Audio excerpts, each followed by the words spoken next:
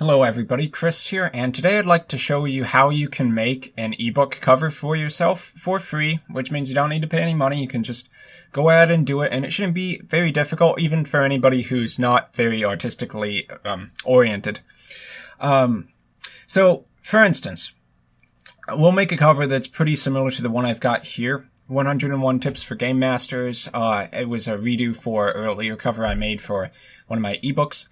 And we can do this within Photoshop, although you could also use other programs which are completely free, such as GIMP, to do effectively the same thing. They all have the same tools that you need.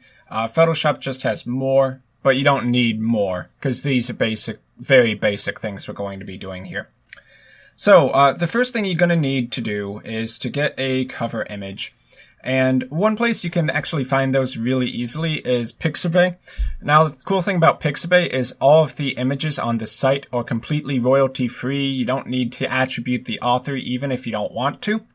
And they do have a lot of high-quality ones. So the one we'll go for here is this kind of dark one of a guy in a hoodie walking down a pier at night. And we'll use this for a theoretical novel that I'd be writing. So you'll have multiple different image sizes. You always want to get the biggest one. This one is actually just big enough to get to the recommended Amazon settings. Now, Amazon would recommend that your image is 2500 pixels high by roughly 1563 pixels wide. That's how wide I've got it here, and that works just fine. But of course, that's for a vertical image, so we're going to need to turn this into a vertical image, which means it's going to cut off the sides, and we'll just have to see how well this image turns out. So we're going to have to go to File, New, and have the right dimensions in there. 2500 pixels by 1563. We'll try that at first, but I'm pretty sure this isn't going to work perfectly. Of course, you don't have to have it that big. That's just so that you can downscale it whenever needed, but I've never seen a need for it on Amazon Smashwords or any other place you upload your books to. The 2500 pixels is just in case. So we have this image here, and we'll hold Shift while we extend it.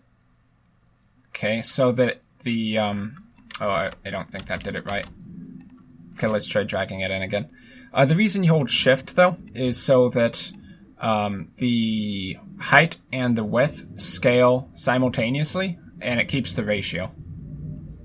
Okay, there we go. Now we'll hit OK for that.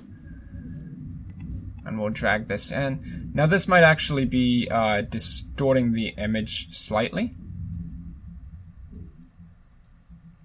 But that's okay, because in this specific case, when it does go on Amazon, it only really needs to be about 1000 pixels high. So, I mean, even at this, it still looks alright. We'll just go with this for the time being, though.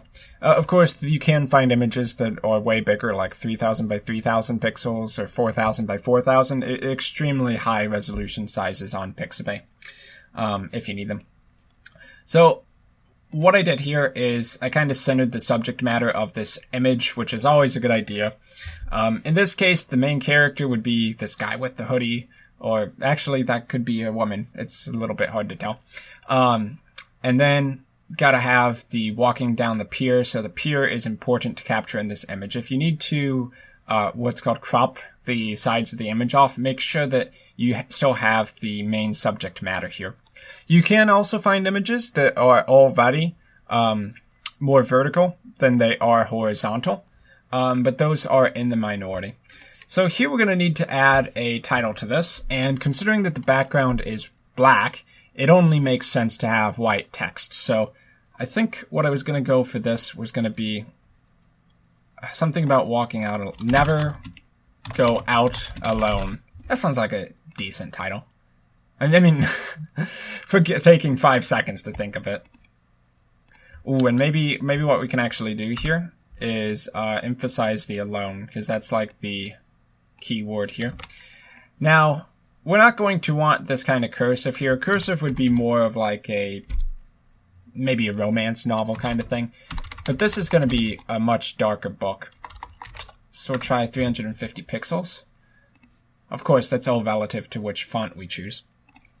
And for finding fonts, in Photoshop, you're going to have a ton by default. but you can also find a bunch online by just Google searching it. There are many sites where graphic and text designers create their own fonts. So just we're not worrying about how it fits on the page right now. We're just worrying about how it looks. Okay, that's not too bad. Ooh, oh, okay. I think I just saw one. Yeah, that sounds. This could be like a horror book. I kind of like how this looks. It's not too bad. I may have actually gotten this one from online because it doesn't look like one that would be very standard to Windows. And for the sake of making it look a little bit nicer, I don't know. Maybe we keep it on 2 lines, maybe we don't. This would allow us to make it bigger, so 400 pixels.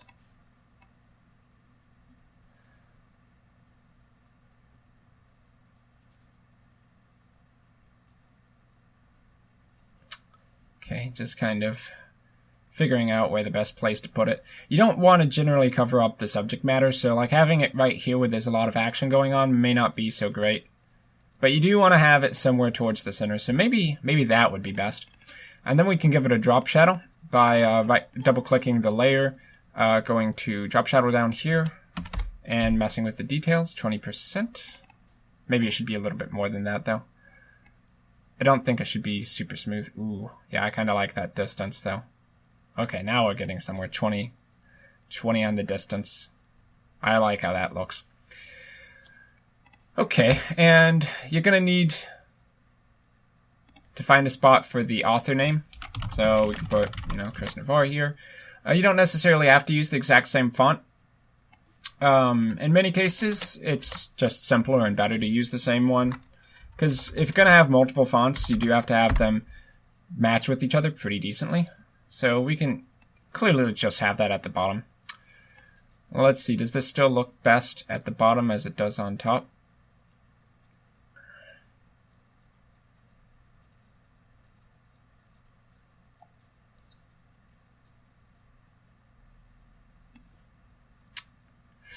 The thing is, I feel like it needs to stand out a little bit more here.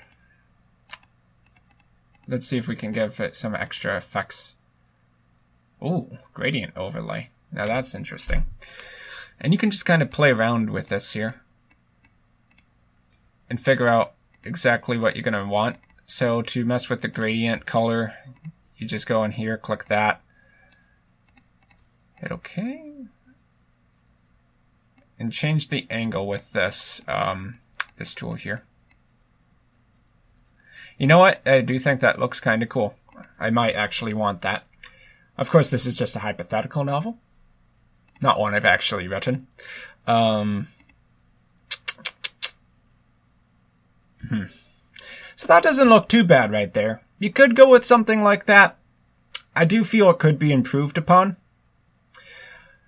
One option might be to find an image where your subject matter would be more down here below like the 2/3 line, and then you're gonna have the text up here kind of at the 2/3 line or slightly above it. But that doesn't look too bad. So that gives you a general sense of how you can do an ebook cover within Photoshop or anything else. All you got to do is go on Pixabay, pick up an image, find a good font choice, soup it up with some effects to make your text really stand out, put your text in a spot of the page where it's not going to detract from the image, and then just go with that. You might have a subtitle in there somewhere, but you just need your name for the author or your pen name, whatever, and the title name, which of course should probably be the largest text on the page. So, not perfect. I'd probably play around with that a little bit more before I was going to actually publish this novel, and maybe I'd find an even better image than that, but that's not too bad. So if you have any questions or comments about this brief tutorial about how you can make your own ebook cover for free, let me know in the comments down below. And if you want to give a donation to the Patreon, it's patreon.com/ChrisTutorials. If you want to check out my blog, chrisnavarre.com. Aside from that, thank you for watching, and I will see you all next time.